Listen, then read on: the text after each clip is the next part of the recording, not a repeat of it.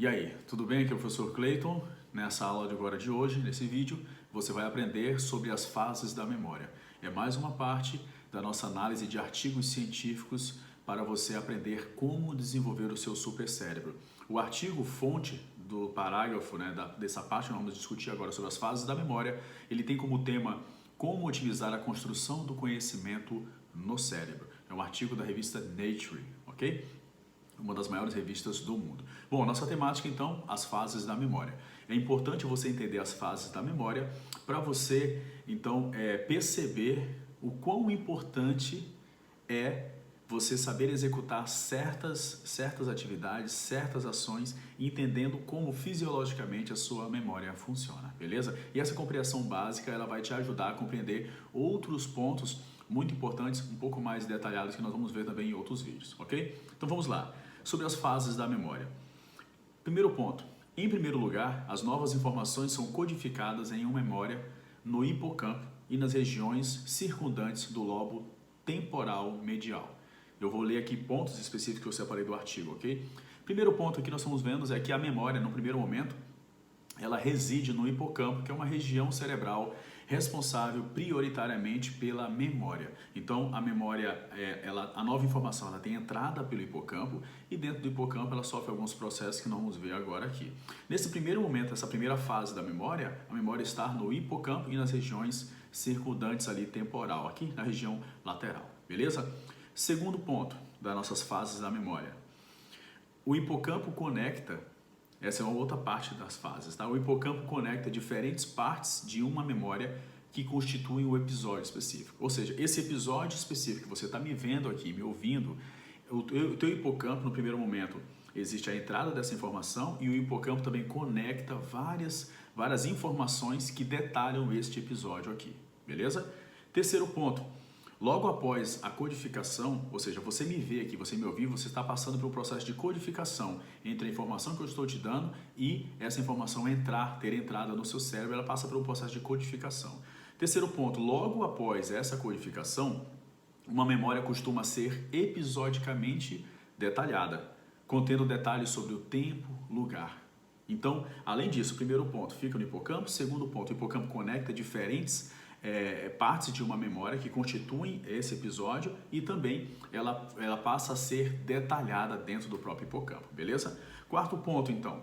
Com o tempo, as memórias codificadas são propostas para se consolidar durante o sono e provavelmente também durante o repouso. Ou seja, depois desse processo do detalhamento, do terceiro ponto, a memória ela passa pelo processo de consolidação da memória. Para você ter uma memória de curto prazo para transformar em longo prazo, você precisa passar pelo processo de consolidação da memória. Existem vários processos aqui complexos que nós não vamos detalhar aqui, não precisa. Você precisa entender que um dos pontos chaves para a consolidação da memória transformar de curto prazo para longo prazo é o sono e também o repouso, segundo alguns artigos científicos, beleza?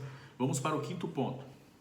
Depois disso, um outro ponto muito importante das fases da memória é que, de acordo com o modelo de consolidação, isso faz com que as memórias tornem-se independentes do hipocampo após algum tempo, fazendo com que o hipocampo não seja mais necessário para acessar a memória. Ou seja, depois do processo de consolidação, as memórias elas são distribuídas pelo córtex. O que é córtex? São as partes cerebrais. Imagine as partes externas do cérebro. Assim. Vamos deixar mais simples. Córtex, um corte, uma parte específica do cérebro que não é o hipocampo. Vamos entender assim.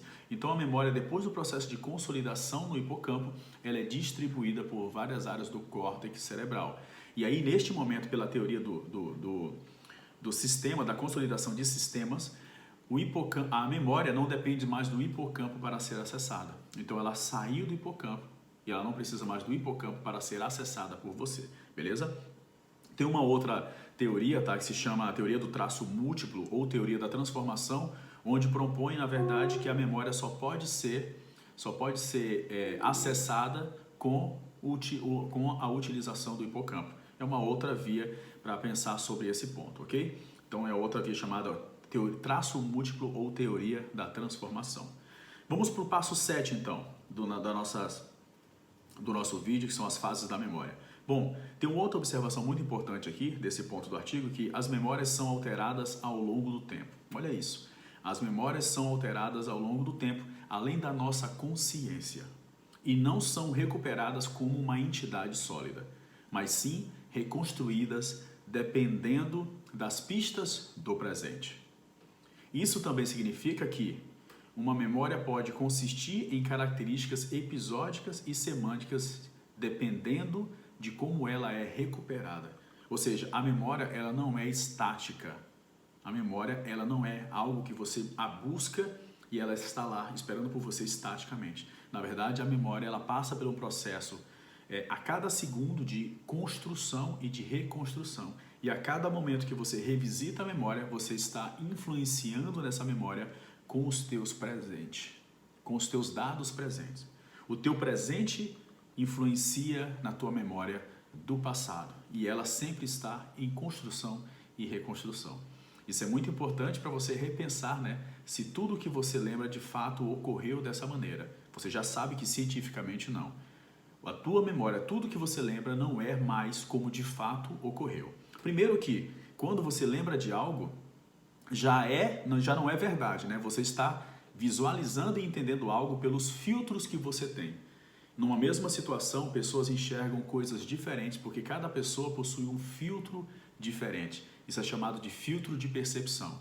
Então, até a tua primeira memória, ela já é uma representação sua daquele momento. Não quer dizer que seja de fato verdade. Além disso, além da tua primeira memória ser errada já não ser a pura de fato, porque passou pelo teu filtro, essa tua memória ainda, ela a cada segundo, ela se transforma na sua mente. Ela se transforma e a cada momento que você revisita essa memória, você também a modifica. Interessante, né? Então, o quanto de fato nós podemos confiar nas nossas memórias. Beleza? Um outro ponto muito importante do artigo também é que o ato da recuperação, olha só, o ato da recuperação é geralmente considerado para alterar a memória novamente, atualizando-a com informações aprendidas ou recuperadas anteriormente e atualmente. As memórias são então sugeridas para serem reconsolidadas em esquemas existentes, provavelmente alterando a característica novamente.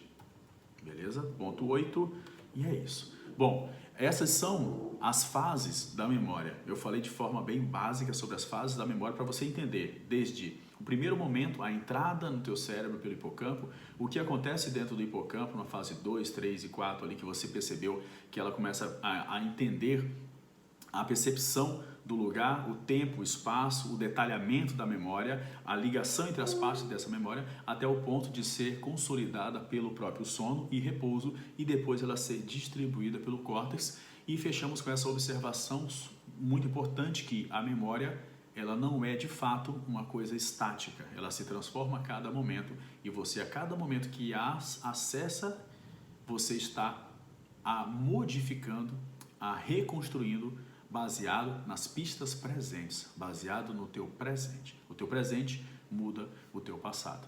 Espero que você tenha gostado desse vídeo. Se você está vendo esse vídeo aqui no YouTube, deixa aqui o seu comentário, o que você achou e deixa também as suas dúvidas que eu vou fazer o possível para responder. Grande abraço, Deus abençoe vocês. Tchau, tchau.